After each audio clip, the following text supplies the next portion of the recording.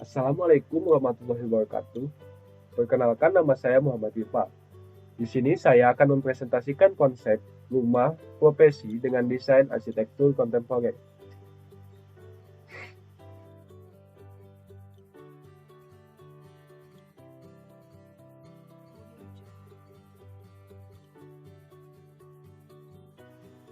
Konsep arsitektur kontemporer.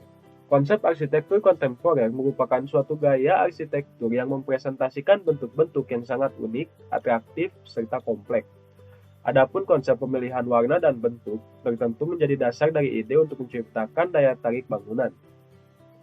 Kemudian permainan tekstur akan sangat dibutuhkan dan dapat dibuat dengan sengaja seperti halnya dalam proses pemilihan material yang alami dan bertekstur khas, seperti kayu dan batu alam ekspos.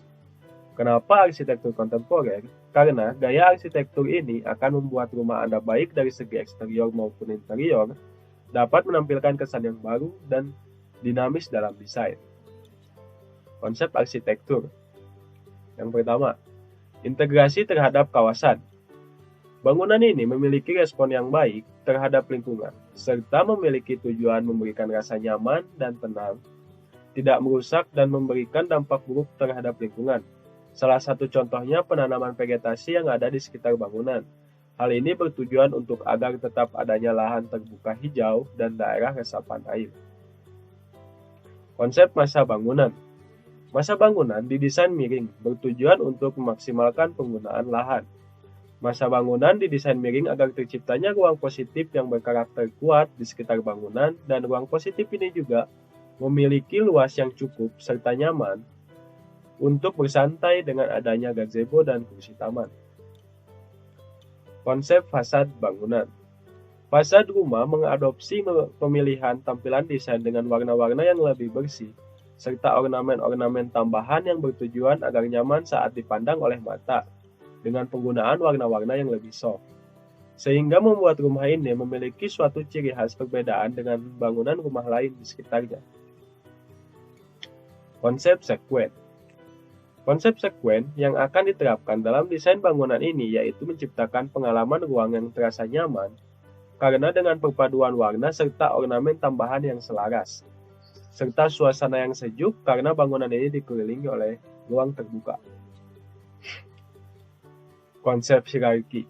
Ada beberapa macam perbedaan hierarki pada bangunan ini, yaitu hierarki pertama adalah teras, yang merupakan daerah perbatasan antara daerah publik dan daerah pribadi.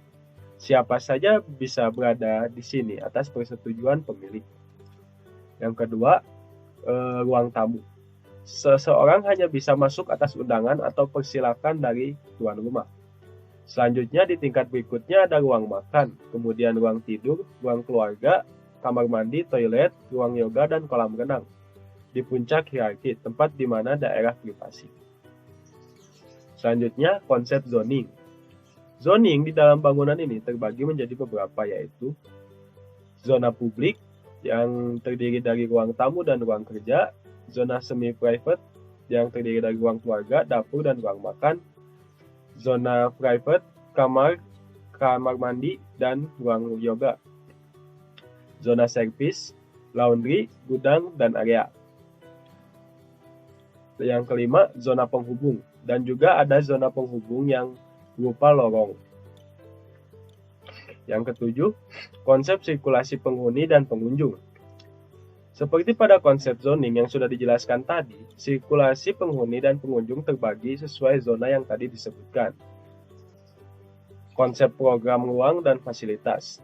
Konsep program ruang dan fasilitas pada bangunan ini didesain sesuai kebutuhan penghuni, yaitu terdiri dari ruang tamu, ruang kantor, ruang keluarga, ruang makan, dapur, kamar orang tua, 2 kamar anak, kamar asisten rumah tangga, area yoga, area laundry dan jemur, gudang, garasi, dan wardrobe.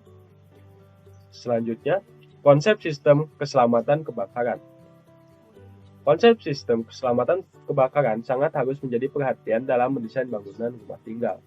Bangunan ini menggunakan sistem proteksi aktif yang digunakan oleh penghuni atau petugas, diantaranya deteksi dan alarm kebakaran, hidran kebakaran, sprinkler otomatis. Bangunan ini juga memiliki darurat yang terletak di belakang garasi.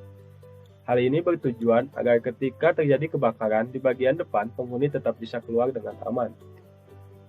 Yang selanjutnya, konsep green building. Yang pertama, konsep penghawaan udara alami. Pada sisi penghawaan, di bangunan ini menggunakan bukaan ventilasi yang besar yang memungkinkan hawa yang sejuk untuk masuk, sehingga rumah akan mendapatkan penghawaan yang optimal serta nyaman bagi penghuninya. Konsep pencahayaan alami. Pada sisi pencahayaan, sesuai dengan konsep bangunan yaitu arsitektur kontemporer, desain bangunan ini memiliki fokus terhadap ruang dari bukaan jendela yang besar. Penggunaan kaca jendela berukuran besar ini berfungsi agar cahaya matahari dapat masuk ke semua ruangan yang ada. Konsep konservasi air.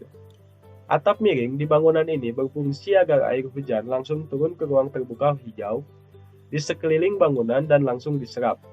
Penggunaan paving block pada carport juga berfungsi sebagai penyerapan air saat hujan. Konsep penggunaan material lokal. Desain bangunan ini memanfaatkan beberapa material lokal seperti kayu dan batu alam. Kayu di sini digunakan untuk bagian plafon agar terlihat lebih simpel dan elegan. Dan batu alam ekspos digunakan sebagai ornamen pada tambahan dinding. Konsep struktur. Yang pertama, konsep struktur bawah. Pada bagian struktur bawah, bangunan ini menggunakan fondasi batu kali. Yang kedua, konsep struktur atas. Pada bagian struktur atas menggunakan slope, kolom, dan ring balok, dan pada bagian dinding menggunakan pasangan batu bata. Yang ketiga, konsep struktur atap. Pada bagian struktur atap menggunakan baja ringan agar tidak membebani struktur bawah. Sekian dari saya. Wassalamualaikum warahmatullahi wabarakatuh. Berikut ada video animasi dari desain rumah profesi.